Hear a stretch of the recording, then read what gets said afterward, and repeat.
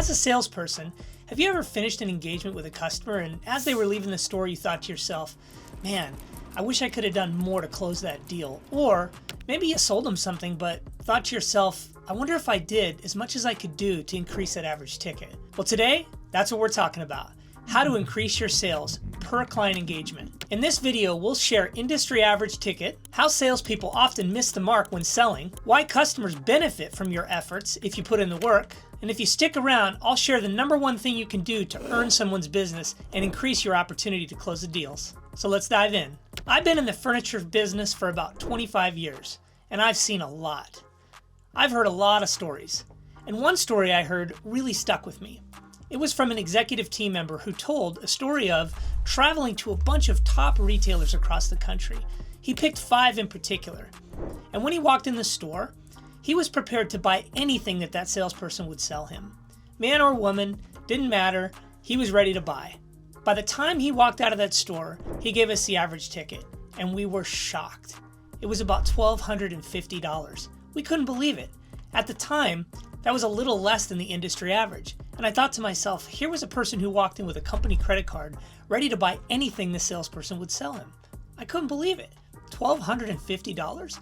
Just imagine if you had a salesperson who really actually cared about the client and asked the right questions, what that ticket could have looked like. I mean, it could have been $100,000 or $200,000.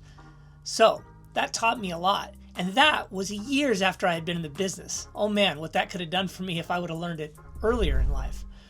So I'm going to share with you a story of one of the retail engagements that I had that turned out to be an amazing ticket. Matter of fact, it turned out to be the second largest sale I ever had at the retail level, and some of the things that I did. One Wednesday morning, I was having a terrible week. I wasn't going to make my paycheck on commission, and I was complaining about things. Long story short is the owner came up to me and said, you need to really change your attitude because, every client that comes in, it's a new engagement, and you never know what kind of opportunities might present themselves. But if you have the wrong attitude, you're never going to benefit from that opportunity that could be presenting itself. And as I took my next customer that came in, I thought about that. I thought, I need to smile. I need to have the right attitude. I need to treat this person as if it's the first time they've ever been in our store and try to sell them as much as I possibly can while solving their problems, helping them, and asking the right questions. All of this stuff raged through my mind as I took this up. I remember sitting there thinking, man, I'm not going to make my paycheck. And obviously that encouraged me to run a push and ask the right questions. But I also thought about the client. I thought about what this person said, and it really stuck with me.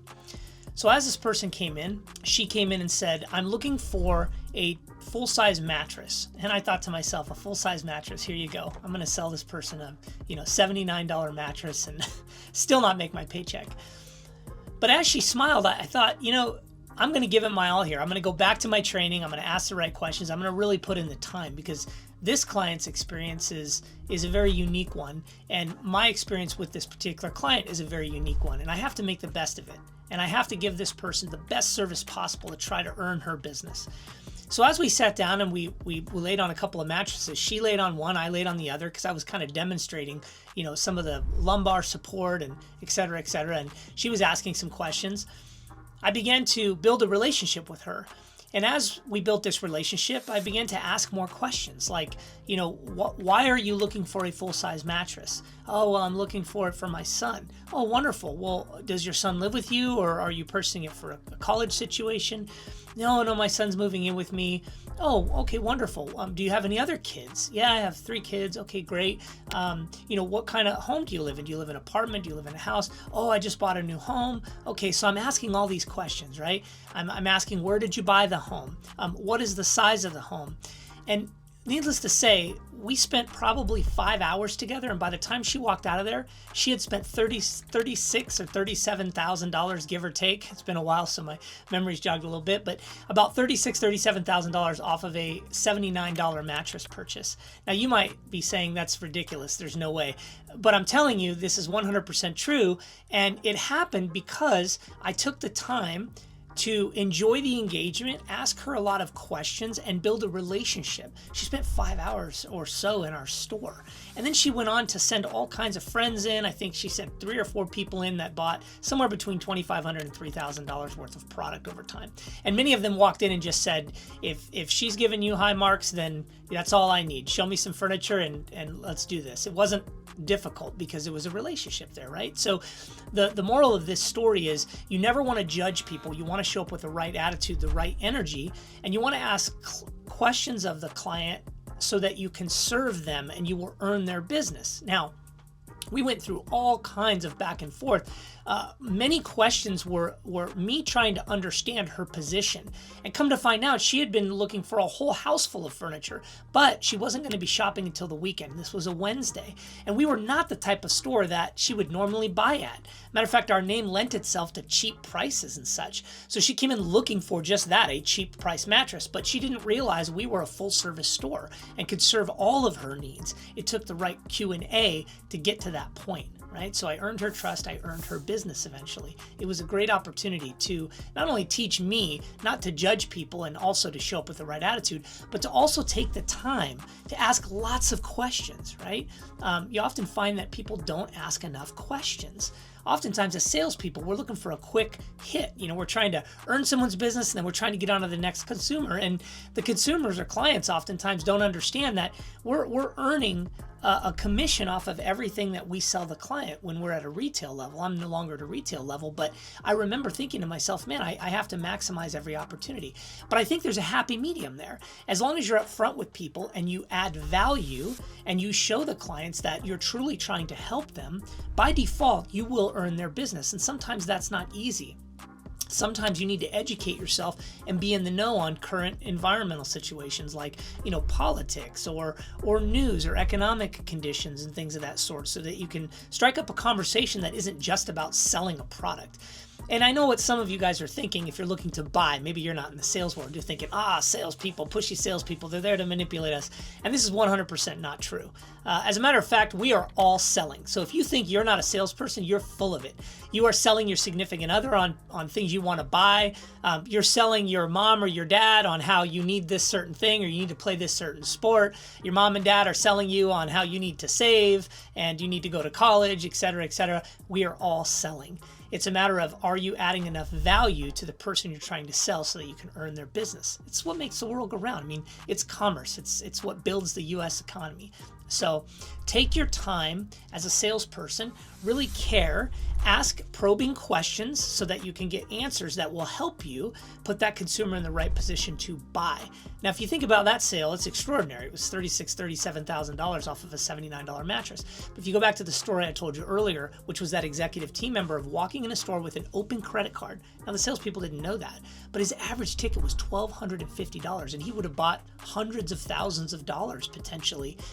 So he had to go back and tell those retailers how they missed out on a huge sale, because he would have literally bought the product and given that retail establishment that ticket, that sale, right? Would have been huge. But it was a valuable lesson. I think there was probably more learned in the lesson than there was in the potential ticket that they could have sold. I'm going to come up with a few of these other stories that I have, and I'm going to put them into videos so you can better understand how to earn someone's business. It could be when you're selling a protection plan to somebody, or it could be when you're selling leather. And it really is about serving the clients, asking the right questions, and then being a really good listener and trying to articulate how you can solve their problems. In her case, when I sold that large ticket, she didn't want to spend the whole weekend. She's got all these kids. She was recently going through a divorce. She had a lot on her plate. She did not want to spend the weekend shopping. We solved all her problems in a 5-hour visit. And to her, we were the solution to a lot of problems. But had I not taken the time to change my attitude and ask her a lot of questions and truly serve her, I wouldn't have earned her business. So the number one thing I see salespeople do on floors is they don't ask enough questions. They don't ask probing questions to set up opportunities to solve problems. In this case, I asked that client, why are you buying a house? How many children do you have? Are we your only stop? Are you looking for any other types of products? Are you going to take advantage of our financing? Is stock important? Do you need it delivered? Etc., etc. I just kept asking question after question after question, and eventually we built rapport, right? And it wasn't always about furniture, it was lifestyle questions. So what I see people do the most is they get in a certain lane of selling and they're thinking, I want to earn business, I want to move on. Some people focus on how big the ticket might be. If someone comes in looking for a lamp, or they come in looking for a rug or a table, oftentimes you'll see salespeople rush them through because they think, well, that's a little ticket. I'm gonna wait for that other customer that might come in with a big sofa love seat order or a bedroom set potentially. No. Take the time to ask qualifying questions on everything that someone's looking to buy. And you might find that the lamp is for a living room and they just didn't think you carried leather. And all of a sudden they're putting lamps on tables that are sitting in front of the leather you just sold them. And you're increasing your ticket to say $4,000, $5,000, $6,000 instead of a $79 or $129 lamp. So what do you think? Was this story helpful? Does it encourage you to ask probing questions so that you can earn someone's business? And if you're a buyer, is it important to you that the salesperson ask you the right questions so that they can solve your problems? If so, or if not, please put comments and share so that we can share more information on the products that we buy and sell.